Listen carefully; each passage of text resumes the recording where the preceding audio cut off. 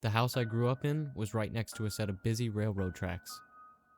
From my bedroom window, I could watch the trains roll by. There were 3 types of trains that used those tracks and still do to this day. There were the long, lumbering freight trains pulling boxcars, flatbeds, and tankers, which I would try and count as they clattered by. Then, there were the fast-moving commuter trains of the Metropolitan Area Transit Authority, aka MATA, or the M, as some people call it, and Amtrak passenger trains that would breeze by, heading to and from the central station in the heart of the city. Now, when most people see trains, they just see big machines rolling down ribbons of steel. But me? I saw trains as symbols of freedom and a way out of the hood. Whenever I saw a train, I would imagine all the places it was going to and coming from. Naturally, my favorite toys as a tyke were my Thomas the Tank Engine toys. I had all the characters.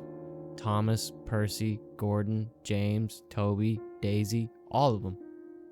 When I was 10, my grandparents bought me a Lionel train set for my birthday. To me, it was the best present ever. It consisted of a steam engine and 4 passenger cars. There was even a small bottle of drops you'd put in the smokestack that allowed the engine to make smoke. I'd spend hours watching that toy train run around in an oval, pretending it was real and that I was driving the locomotive through forests, past fields, across mountains, and past towns. I eventually developed other interests, namely girls, but I still never lost my interest in trains. When I got older, I applied for a job as an engineer trainee on MATA, and I got it.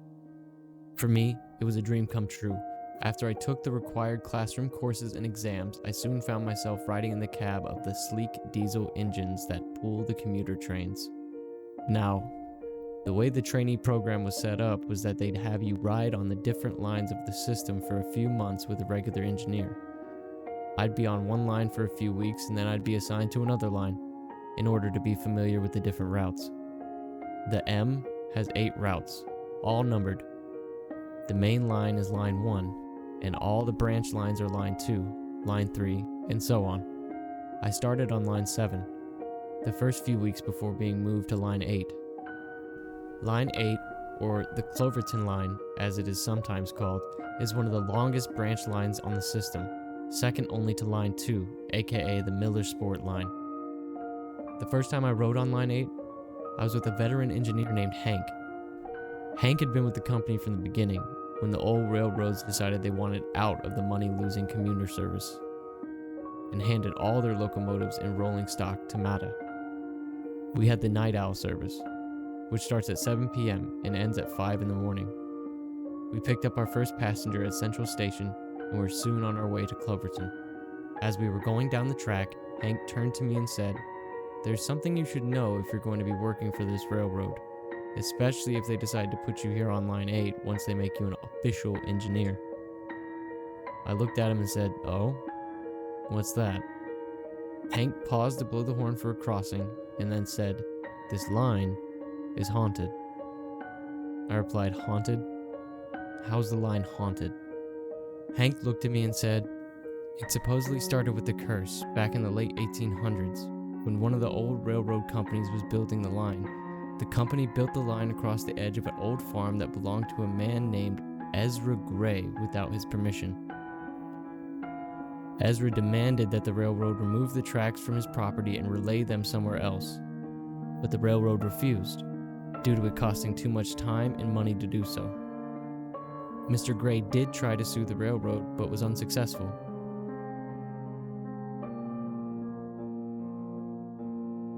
You see, railroads were quite powerful back in those days, and the railroad had a lot of politicians and judges in their pocket. To add insult to injury, Ezra not only had to pay the court costs, but had to pay the railroad as well, for all the money they spent on the legal proceedings. This bankrupted Ezra, and he was forced to sell his farm, minus the small patch of land the tracks were built on. And Ezra Gray vowed to get even one way or another. When the line later opened up, Ezra stood on the tracks in front of the first train.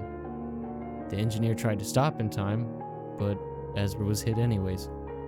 Before he died, Ezra cursed the line, saying that it would bring death and sorrow. Ever since then, there were a lot of mishaps and accidents on these tracks, and many people lost their lives.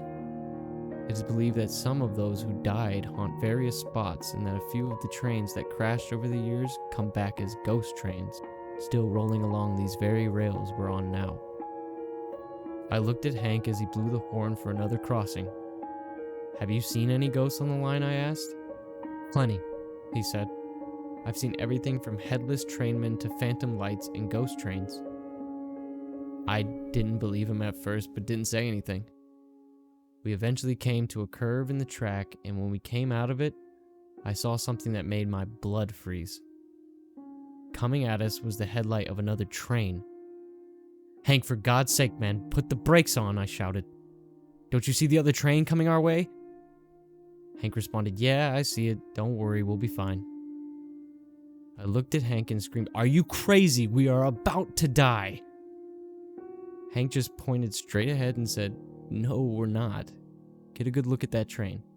I did, and saw that not only did the oncoming engine have the shape of one of the older type diesels like you see in the photos, movies, and TV shows from the 50s and 60s, but it seemed to be a transparent shadow with a headlight and lighted cab windows. "What the?" I started to say, but then the shadow train hit us. Well, not hit us exactly, more like passed through us. Our whole cab was surrounded by shadows and streaks of light as what looked to be a passenger train passed through, and I swear I saw the pale, wispy figures of people sitting in their seats. Soon, it was gone, and the cab of our engines returned to normal. "What the hell was that?" I exclaimed. Hank turned to me and said, "That was one of the ghost trains I was talking about." "Well, what's the story with that ghost train?" I asked. Hank sighed and said, "Well, it all happened shortly after MATA was established and took over the commuter rail lines. An evening inbound train had just crested the long grade we're on right now when it lost control and ran away, all downhill, before crashing and piling up on the curb at the bottom. Everyone on board was killed, and the cause of the wreck was blamed on the aging equipment MATA was using back then. Hell, with only a few exceptions, most of the engines MATA got from the old railroad were 25 to 30 years old, and about 30% of the coaches used were even older. Not long afterward, the ghost of that train started making appearances along this stretch of the track, becoming one of several ghost trains that haunt these rails." I looked at him, then out the front window of the engine. "What about the people back in the cars? Do you think they just saw what we saw?" I asked. Hank just shrugged and said, "Probably, but I'm sure most of them are used to it, so I wouldn't worry too much. Our conductor is probably taking care of things right now." We continued on to Cloverton and arrived on time. We made runs back and forth all night, and several times I saw some of the scary things that Hank told me about. I was relieved when we finally tied up in the yard, leaving the coaches on one side of the tracks, and put the engine in the roundhouse. The next few nights, however, were hell. Every night run, I had at least a few creepy encounters along Line 8, all of them with Hank, who would just shrug them off as if they were nothing. But I guess that after nearly 40 years, none of the ghosts bothered him anymore. After a few days, I was put on the day runs, which was a relief to me, and I didn't want to worry about seeing ghost trains or headless trainmen ever again. I eventually became a regular engineer and was put onto the main line run. I'm pretty content, but if the big wigs for the M ever decide to put me on Line 8 night owl service, I'll quit. Thank you for listening to Ghost Train. Written by Andrew Scolar. Narrated by me, CreepySauce. CreepyPastas are internet folklore. It is up to you to decide fact or fiction. I do these for entertainment purposes only. Watch at your own discretion. If you like creepypastas and want to suggest more, leave them in the comments and I will read them and narrate and upload them. I now upload at least once a day with scheduled uploads as well, so if you enjoy the short story or creepypasta world, be sure to subscribe or turn the bell on because I will be uploading consistently and looking for all kinds of creepy stories to tell. I need your help with more stories and ideas to do. I need your opinions on what I can do to improve. But hey, this is CreepySauce, and I'm on to the next pasta.